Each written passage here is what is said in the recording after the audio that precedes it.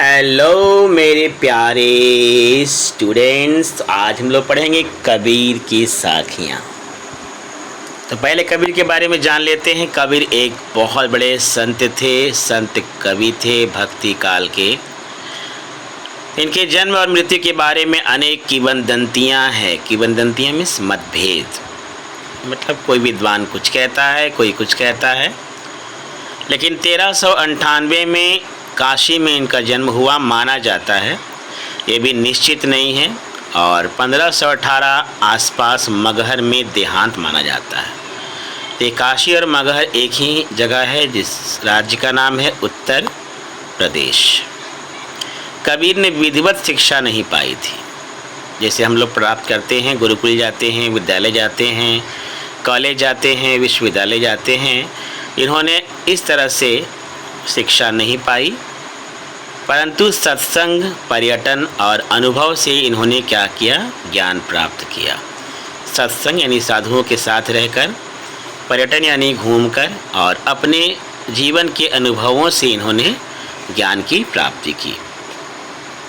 भक्तिकालीन निर्गुण संत परंपरा के प्रमुख कवि कबीर की रचनाएं मुख्यतः कबीर ग्रंथावली में संग्रहित है। तो भक्तिकालीन में दो परंपरा प्रमुख हैं, एक निर्गुण और एक सगुण।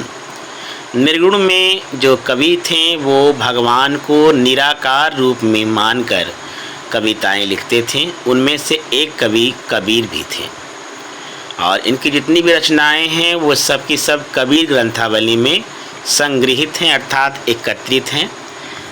किंतु कबीर पंथ में उनकी रचनाओं का संग्रह बीजक ही प्रामाणिक माना जाता है। बीजक भी उनकी रचनाएं हैं। कुछ रचनाएं गुरु ग्रंथ साहिब में भी संकलित हैं। तो गुरु ग्रंथ साहब में और कबीर ग्रंथावली में और बीजक, इन तीनों में जो है कबीर की रचनाएं संकलित हैं यानी संग्रहित हैं। कबीर अत्यंत उदार, निर्भय तथा सद्गृहस्थ संत थे। उदार मतलब जिसका हृदय बहुत उदार हो, भक्ति भावना, दया की भावना भरी हुई हो। और निर्भय यानी निडर होकर ये अपनी बात को लिखते थे, डरते नहीं थे किसी से, न समाज से न लोगों से। और सद्गृहस्थ संत थे, यानी गृहस्थी यापन करते हुए, घर परिवार चलाते हुए संत थे ये। मैं चाय पी रहा हूँ, आप लोग भी चाय पिए, कॉफ़ी पिए। राम और रहीम की एकता में विश्वास रखने वाले कबीर ने ईश्वर के नाम पर चलने वाले हर तरह के पाखंड, भेदभाव और कर्म कांड का खंडन किया। देखो भैया, अभी का जो समय चल रहा है इसमें हिंदू मुस्लिम को लेकर अनेक भेदभाव हैं, और कबीर ने इस बात का जिक्र भक्ति काल में कर दिया, 1398 से 1518 के बीच। तो उस वक्त भी ईश्वर को बांटा गया था। राम को अलग कर दिया था हिंदुओं ने, और रहीम को मुस्लिमों ने अलग कर दिया था। और इसके नाम पर चलने वाले जो पाखंड हैं, यानी दिखावा जो है, जो भेदभाव हो रहा था, जो कर्मकांड किए जा रहे थे, इन सब का विरोध किया है कबीर ने। और किस प्रकार किया है, तो अपनी कविताओं के माध्यम से किया है। उन्होंने अपने काव्य में यानी कविताओं में धार्मिक और सामाजिक भेदभाव से मुक्त मनुष्य की कल्पना की। यानी कविता में उनका ये स्पष्ट दिखता है कि वो कैसे मनुष्य की कल्पना करते हैं, जो धर्म से और सामाजिक भेदभाव से क्या है, मुक्त है। तो ऐसे मनुष्य की कल्पना करते हैं हमारे कबीर जी। ईश्वर प्रेम, ज्ञान तथा वैराग्य, गुरु भक्ति, सत्संग, साधु महिमा के साथ आत्मबोध, जगत बोध की अभिव्यक्ति उनके काव्य में हुई है। इनकी कविताओं में इन विषयों को दिखाया गया है, जैसे ईश्वर प्रेम क्या होता है, ज्ञान क्या होता है, वैराग्य क्या होता है, गुरु भक्ति क्या होती है, सत्संग क्या होता है, साधु महिमा क्या होता है, आत्मबोध यानी स्वयं का बोध क्या होता है, जगत बोध अर्थात संसार को जानना क्या होता है। इन सब को प्रकट किया गया है उनकी कविताओं में, इन सब के बारे में बताया गया है। कबीर की भाषा जो है उसमें सहजता है, कहने का अर्थ है बहुत सरलता है, कठिन भाषा का प्रयोग नहीं करते हैं वो। और काव्यात्मकता की शक्ति यानी कविता से भरी हुई है। राइम्स समझते हैं आप, जिसमें संगीत होता है, ताल होता है, लय होता है। इन सब से उनकी कविताएं भरी हुई हैं। भाषा बहुत सरल है उनकी कविताओं की। जन भाषा के निकट होने के कारण उनकी काव्य भाषा में दार्शनिक चिंतन को सरल ढंग से व्यक्त करने की ताकत है। उनकी जो बातें हैं वो दार्शनिक हैं और जिसको समझ पाना साधारण लोगों की वश की बात नहीं है। ठीक है, शायद आप भी दार्शनिक शब्द का अर्थ नहीं समझ रहे होंगे। ठीक है, क्योंकि आप बच्चे हैं, भी 9th क्लास के हैं। तो उस भाषा को उन्होंने जन भाषा बना दिया, यानी लोगों की भाषा को उन्होंने अपनी कविताओं में प्रयोग किया, ताकि जो बात कबीर समझाना चाहते हैं लोगों को, उसको सरल भाषा में प्रयोग करके वो उसे समझा पाएँ। तो ये हमने कबीर के बारे में पढ़ा। अब हम लोग जानेंगे कि साखी में आखिर क्या क्या दिया गया है, क्यों यहाँ साखी और शब्द जो लिखा गया है ये क्यों लिखा गया है। तो इन साखियों में प्रेम के महत्व के बारे में बताया गया है सबसे पहले। ठीक है ना, मैं चाय पी रहा हूँ कि प्रेम का महत्व क्या होता है और सच्चे संत के लक्षण क्या होते हैं, सच्चा साधु कौन है ये बताया गया है। ज्ञान की महिमा क्या है, बाहरी आडंबरों का विरोध किया गया है इन साखियों में। ठीक है, तो आइए हम लोग बारी बारी समझते हैं और समझते हुए इस पाठ को पूरा करते हैं। पहले शब्द में बाहरी आडंबरों का विरोध है, ये हम लोग आगे पढ़ेंगे जब शब्द को। अभी तो हम लोग साखी पढ़ेंगे, फिर शब्द पढ़ेंगे।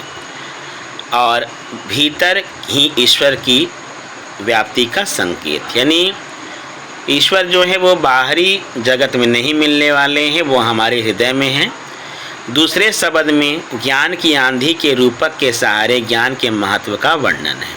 कहने का अर्थ है, अगर आपको अपने मन से अज्ञानता का पर्दा हटाना है तो ज्ञान की आवश्यकता होती है। कबीर कहते हैं, ज्ञान की सहायता से मनुष्य अपनी दुर्बलताओं से मुक्त होता है, यानी जो उसकी कमज़ोरियां हैं, बुराइयां हैं, उससे वो मुक्त हो जाता है। तो आइए प्यारे बच्चों, मेरे दोस्तों, हम लोग अभी साखी पढ़ेंगे, फिर शब्द पढ़ेंगे। अगर पूरा हो जाता है इस वीडियो में तो ठीक है, और नहीं होता है तो हम लोग नेक्स्ट वीडियो में शब्द पढ़ेंगे। मान सरोवर सुभर जल, हंसा केली कराही, मुक्ता फल मुक्ता चुगै, अब उड़ी अनत न जाही कबीरा, अब उड़ी अनत न जाही।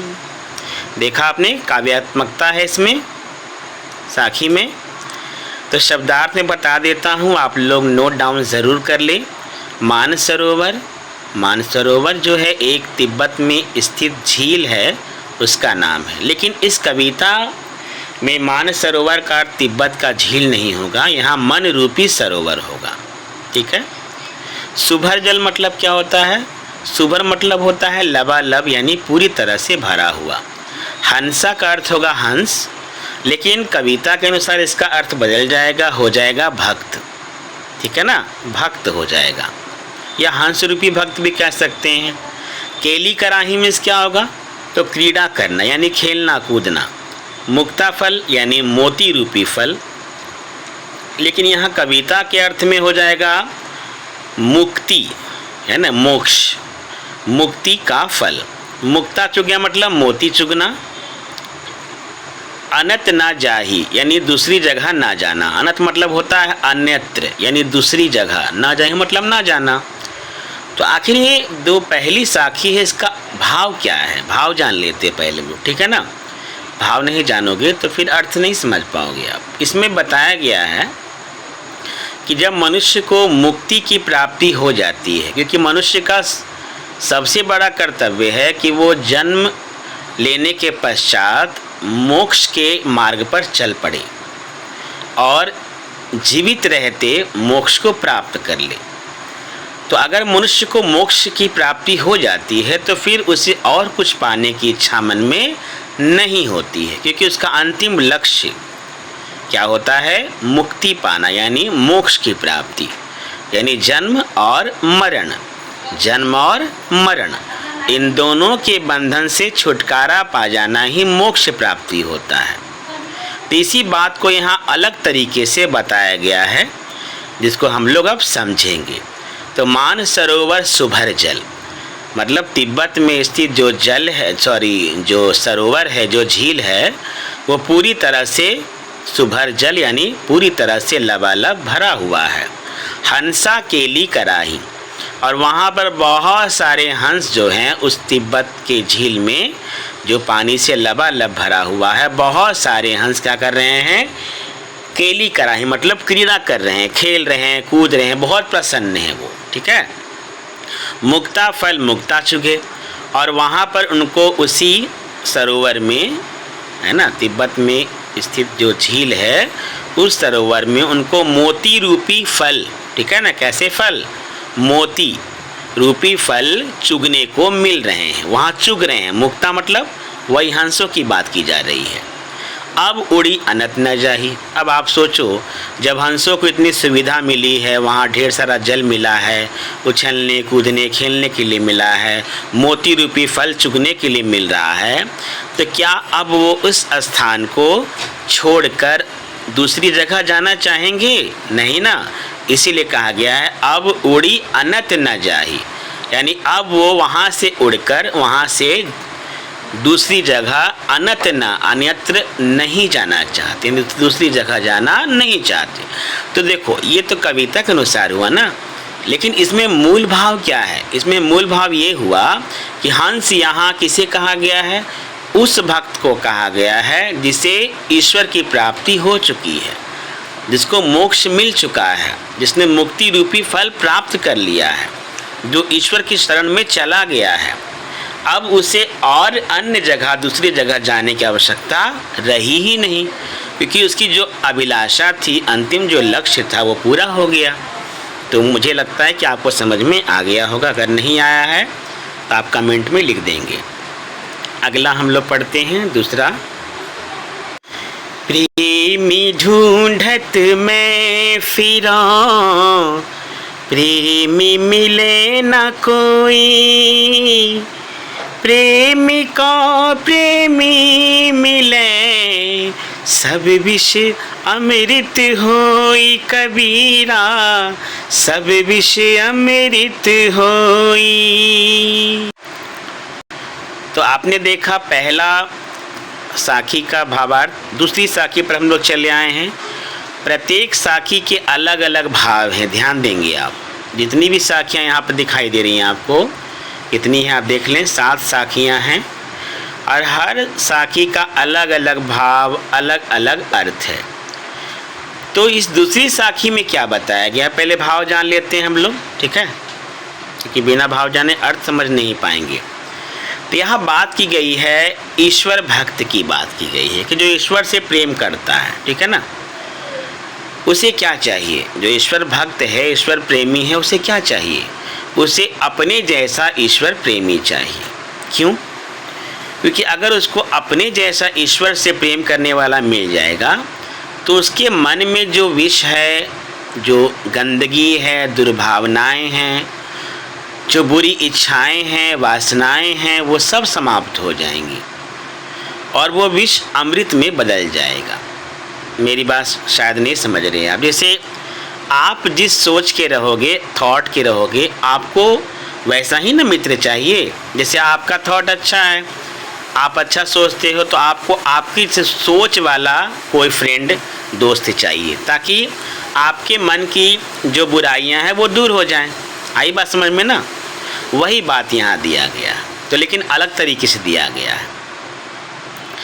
प्रेमी, कुछ अर्थ लिख लें आप। प्रेमी यहाँ क्या होगा? ईश्वर प्रेमी, जो किसको ढूंढ रहा है? ईश्वर प्रेमी को ढूंढ रहा है, अपने जैसा ही ढूंढ रहा है। यहाँ 2 प्रेमी हैं। पहला प्रेमी का अर्थ होगा ऐसा ईश्वर प्रेमी जो ईश्वर प्रेमी को ढूंढ रहा है, और प्रेमी मिले ना कोई, तो प्रेमी मतलब ऐसा व्यक्ति जो ईश्वर से प्रेम करता हो, ठीक है ना। अविष मतलब जानते हैं, जहर, यानी मन की जो गंदगी होती है उसको विष कहा गया है। जो दुर्भावनाएं होती हैं, वासनाएं होती हैं, गंदे विचार होते हैं, उसको विष कहा जाता है।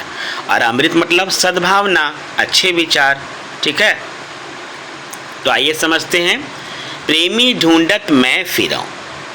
तो यहाँ पहला प्रेमी जो है, जो ईश्वर से प्रेम करता है, वो किसको ढूंढ रहा है?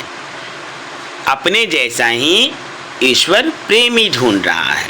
प्रेमी ढूंढत मैं फिरऊं। फिरऊं मतलब घूमना फिरना, ढूंढना। ठीक है, ढूंढने के लिए वो घूम रहा फिर रहा है। प्रेमी मिले ना कोई, लेकिन उसकी इच्छा पूरी नहीं हो रही है। वो चाहता है कि उसके जैसा ही उसे कोई ईश्वर प्रेमी मिले, लेकिन उसको कोई मिल ही नहीं रहा है। प्रेमी को प्रेमी मिले। आगे कहता है प्रेमी कि अगर मुझे मेरे जैसा ही प्रेमी मिल गया, प्रेमी को प्रेमी मिले, यानी ईश्वर को प्रेम करने वाले को ईश्वर प्रेमी में अगर मिल जाए तो सब विष अमृत होई। जिस दिन उसको अपने जैसा ईश्वर प्रेमी मिल जाएगा, उसके मन की जो भावनाएं हैं, दुर्भावनाएं हैं, वासनाएं हैं, बुरे विचार हैं, गंदे विचार हैं, वो सब के सब धुल जाएंगे। मन पवित्र हो जाएगा, निर्मल हो जाएगा, अमृत भर जाएगा हृदय में। समझ गए आप? अब तीसरी साखी की ओर बढ़ते हैं हम लोग। हस्ती चढ़िए ज्ञान को सहज दुली चाडारी, स्वान रूप संसार है, भूकन दे झक मारी कबीरा, भूकन दे झक मारी। तीसरे का भाव अलग है।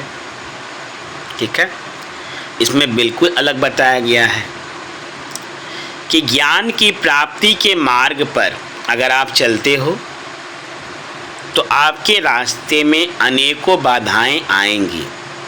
फिर से रिपीट कर देते हैं कि अगर आप ज्ञान पाना चाहते हो और ज्ञान पाने के मार्ग पर चल पड़े हो तो फिर आपके मार्ग में बाधाएं आएंगी, लेकिन आपको उन बाधाओं का सामना करते हुए, उसको नज़रअंदाज करते हुए आगे बढ़ जाना है। क्योंकि ये संसार आलोचक के समान है जो आपकी आलोचना करेगा, लेकिन आपको संसार वालों की बातों पर ध्यान नहीं देना है, बल्कि उनको नज़रअंदाज करके आगे बढ़ते जाना है। तो कैसे करे एक ज्ञानी जो ज्ञान प्राप्त करना चाहता है, आखिर वो ज्ञान की प्राप्ति कैसे करे, उसी बात को यहाँ बताया गया है। ठीक है, अब यहाँ कुछ शब्द हैं, उसका अर्थ जान लें आप। हस्ती, हस्ती मतलब ऐसे हाथी होता है। ठीक है, लेकिन कविता के अनुसार हो जाएगा ज्ञान रूपी हाथी। कैसा हाथी? ज्ञान रूपी हाथी। क्यों? क्योंकि यहाँ आपको तो ज्ञान पाना है ना, तो हाथी कहे चाहिए, सवारी करने वाला नहीं, ज्ञान रूपी हाथी चाहिए। सहज दुलीचा डारी। ठीक है ना, तो दुलीचा मीन्स क्या होता है? आसन। ज्ञान पाने के लिए आपको बैठने के लिए स्थान चाहिए ना, तो दुलीचा मीन्स क्या होगा? आसन। और सहज मतलब ध्यान लगाना। ठीक है ना, क्या लगाना? ध्यान लगाना। स्वान, स्वान मीन्स क्या होगा? कुत्ता होगा, है ना। स्वान रूप संसार, यानी यहाँ संसार को कुत्ते के समान बताया गया है। मैं नहीं बता रहा हूँ, यहाँ कबीर जी बता रहे हैं। भूकन यानी भौंकना, तो कुत्ता ना भौंकता है, संसार वाले भौंकते थोड़ी हैं। संसार वाले हमारी आलोचना करते हैं, तो भूकन मतलब तो ऐसे भौंकना होगा जैसे कुत्ता भौंकता है, लेकिन यहाँ अर्थ क्या हो जाएगा उसका? आलोचना करना, बुराई करना, कमियां निकालना। झक मारी मतलब क्या होता है? नज़रअंदाज कर देना, अवॉइड कर देना। जाओ भैया, तुम्हें भौंकना, भौंकते रहो, अपना काम करते रहेंगे। अब इसका अर्थ समझते हम लोग। हस्ती चढ़िए ज्ञान को। कबीर कहते हैं कि हे मनुष्य, अगर तुम्हें ज्ञान की प्राप्ति करनी है तो तुम्हें ज्ञान रूपी हाथी पर क्या होना होगा? सवार होना होगा। चढ़िए मतलब सवार होना। हस्ती चढ़िए ज्ञान को, यानी ज्ञान की प्राप्ति अगर करनी है तुझे तो तू किस पे सवार हो जा? ज्ञान की हाथी पर सवार हो जा। हाथी रूपी ज्ञान पर सवार हो जा। ठीक है ना, सॉरी। सहज दुलीचा डारी। अब भैया सवार होके घूमना नहीं है आपको, राइडिंग नहीं करनी है एलिफेंट की, ठीक है ना। वहाँ ज्ञान रूपी हाथी है वो, वहाँ आपको ज्ञान प्राप्त करना है। तो उसके लिए क्या करना होगा सवार होकर? सहज दुलीचा डारी, उस ज्ञान रूपी हाथी पर दुलीचा यानी आसन लगा लेना है। और उस पर कैसा आसन लगाना है? ध्यान का आसन। सहज दुलीचा डारी, डारी मतलब डालना, ठीक है ना। कैसा आसन लगाना है? ध्यान का आसन। क्योंकि अगर आपका मन ध्यान नहीं लगाएगा या एक जगह केंद्रित नहीं रहेगा, कंसंट्रेट नहीं रहेगा, तो भैया आपकी झोली ज्ञान से खाली रहेगी। स्वान रूप संसार है, ये संसार कैसा है? स्वान यानी कुत्ते के समान है। भूकन दे झक मारी, आप जब ज्ञान प्राप्ति करने चलोगे, ध्यान का आसन लगाओगे, तो संसार आपकी आलोचना करेगा, कुत्ते जैसा भौंकेगा। तो आपको क्या करना है? झक मारी, भौंकने दो उन्हें आलोचना करने दो, उनको नज़रअंदाज करो। अगर आप सही हो तभी ध्यान दो, गलत हो तो फिर अच्छी बात नहीं है, ठीक है ना। संसार आपकी आलोचना कर रहा है, अगर आप सही हो तो नज़रअंदाज करके आप आगे बढ़ते जाओ। समझ में आ रहा होगा मेरे प्यारे बच्चों। पखा पखी के कारण, कौन दुष्टा, सॉरी बच्चों फ़ोन आ गया था। पखा पखी के कारण सब जग रहा भुलान, निरपख होई के हरि भजै, सोई संत सुजान कबीरा। आप लोग गाओ, सोई संत सुजान। पखा पखी यानी पक्ष और विपक्ष। देखो ये संसार कितना भी आधुनिक क्यों ना हो जाए, लेकिन उसके मन में जो भेदभाव है, पक्ष विपक्ष की जो भावना है, वो नहीं खत्म होने वाली। और इस चक्कर में वो ईश्वर को भूलता जा रहा है। तो भैया सच्चा संत क्या है, कौन है, इसके बारे में इस चौथी साखी में बताया गया है कि सच्चा संत यानी सच्चा ज्ञानी कौन है। सच्चा ज्ञानी वही है जो पक्ष और विपक्ष के चक्कर में ना पड़ के केवल ईश्वर को भजता है, ईश्वर को याद करता है, वही सच्चा संत है। वही बात यहाँ दिया गया। तो पखा पखी मतलब पक्ष विपक्ष, कारण मतलब कारण, भुलान मतलब भूल जाना, निरपक्ष मीन्स निष्पक्ष, ना तो पक्ष ना तो विपक्ष यानी निष्पक्ष, जो किसी के पक्ष में ना हो। हरि भजन मतलब ईश्वर का नाम जपना, ईश्वर का नाम लेना। सोई मतलब वह, संत सुदान मतलब सच्चा संत होता है, ठीक है ना, सच्चा ज्ञानी। तो पखा पखी के कारण सब जग रहा भुलान, मतलब ये जो जग है यानी संसार है, ये पक्ष और विपक्ष में पढ़कर, है ना, भेदभाव में पढ़कर क्या कर रहा है? ईश्वर को ही भूल गया। सही बात है, आप देख रहे होंगे, ठीक है ना, कि जाति, धार्मिक, सामाजिक भेदभाव में लोग ईश्वर को बांट चुके थे पहले, और अब वो ईश्वर को भूल चुके हैं।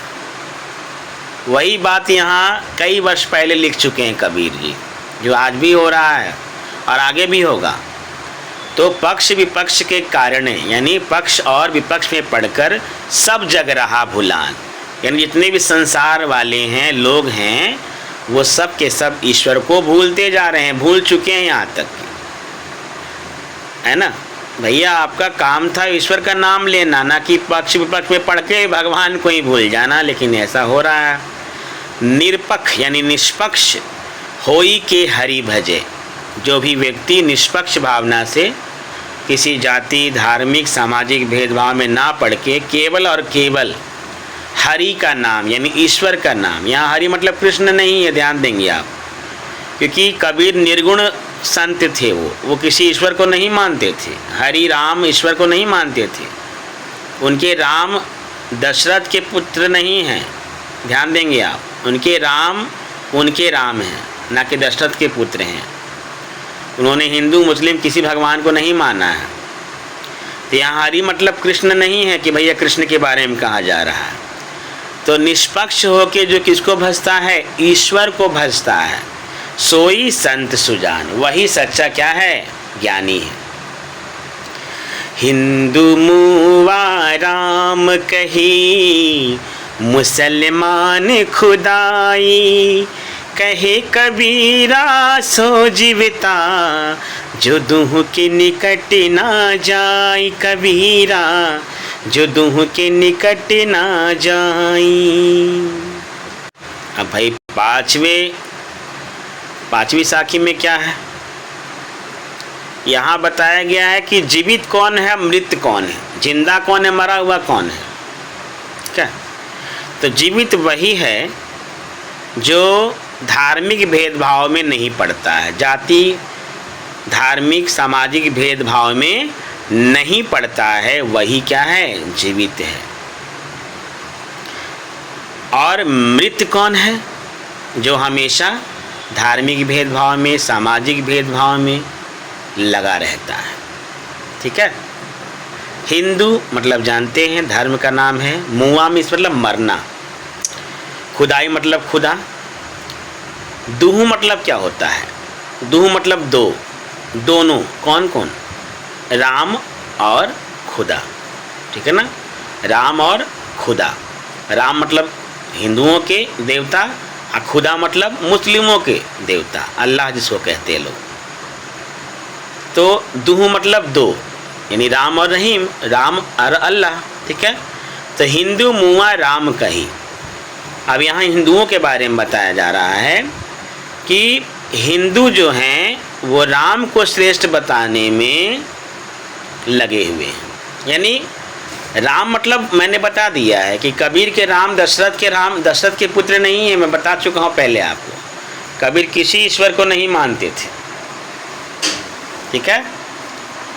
तो कबीर कहते हैं कि हिंदू मुआ राम कही। हिंदू जो हैं वो राम राम चिल्लाते हैं, राम का बखान करते हैं, राम को श्रेष्ठ बताते हैं।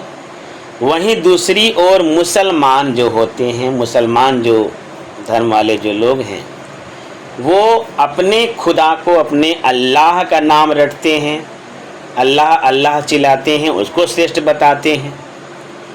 तो ये दोनों मृत हैं, हिंदू और मुस्लिम। तो भाई जीवित कौन है, कहे कबीर सो जीविता, जो दूहों के निकट ना जाई। कबीर कहते हैं कि जीवित वही है जो दूहों के निकट नहीं जाता है। कहने का अर्थ है जो ना राम के निकट जाता है ना खुदा के निकट जाता है। तो भाई किसके निकट जाए आदमी, दोनों को एक समान भाव से देखे। राम रहीम को अगर नहीं मानना है तो ना माने, दोनों का ना माने। अब मानना है तो दोनों को माने, दोनों को एक माने, अलग क्यों माने। कहने का अर्थ है कि भेदभाव पैदा ना करे।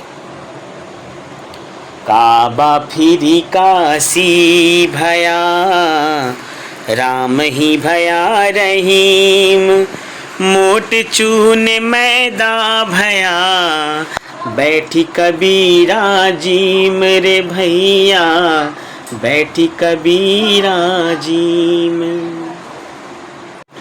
काबा, तो काबा किसे कहा गया है, ये काबा जो है एक तीर्थ स्थल का नाम है जो मुस्लिमों का है।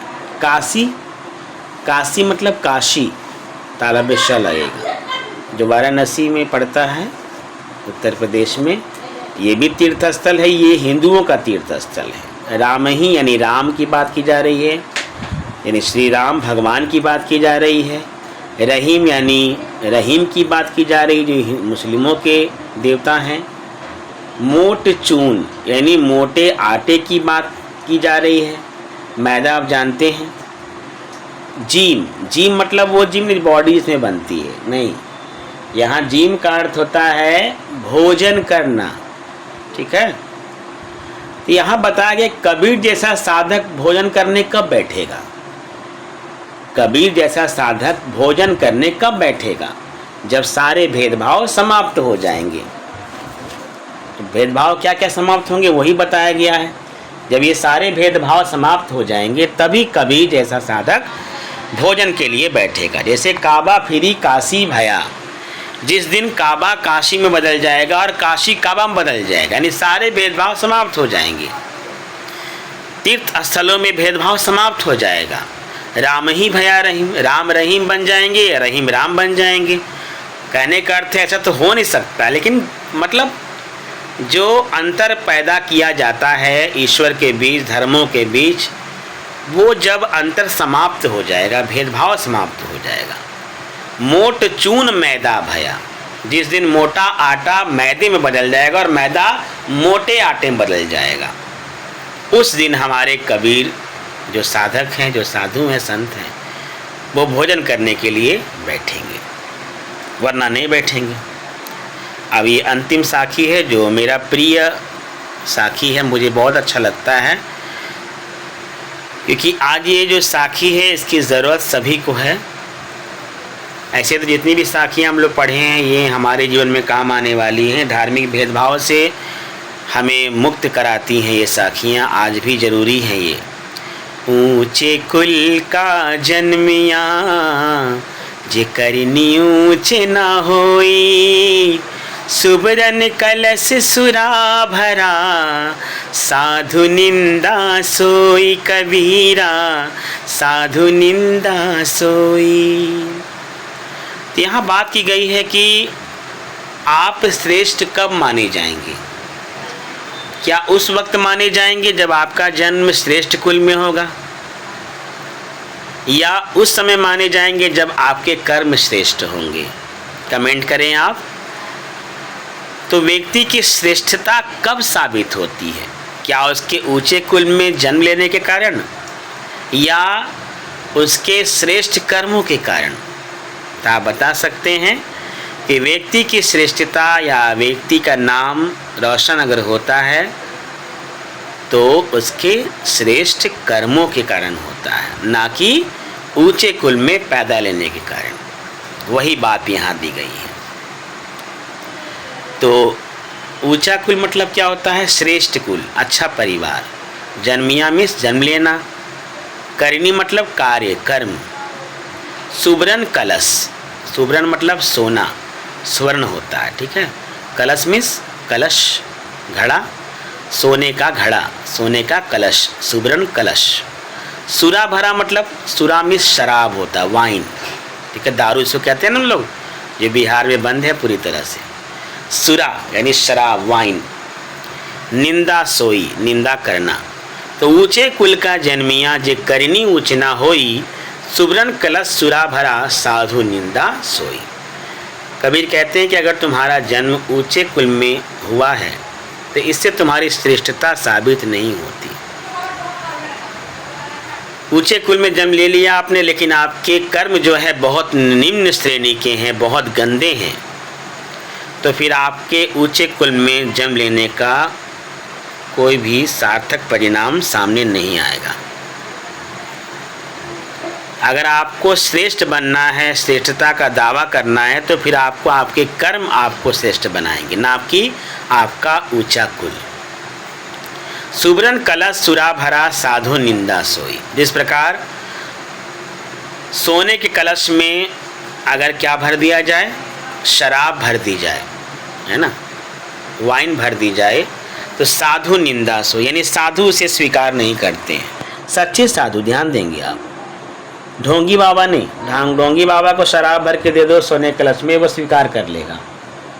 लेकिन सच्चा साधु अगर होगा तो सोने कलश में, भले ही सोने कलश हो, लेकिन उसमें शराब भर दी जाए तो वो उसकी निंदा करेगा। उसी प्रकार जैसे ऊंचे कुल का आदमी ऊंचे कर्म ना करके निम्न कर्म करे तो उसकी क्या होती है? ऊंचे कुल में जन्म लेने के बाद भी निंदा होती है। तो प्यारे मित्रों, कबीर की साखी हमने पढ़ ली। अब हम लोग शब्द पढ़ेंगे ये वाला, तो ये अगले वीडियो में पढ़ा दूंगा आपको, ठीक है। वीडियो लंबा हो जाएगा तो आप भी बोर हो जाओगे। Thank you so much.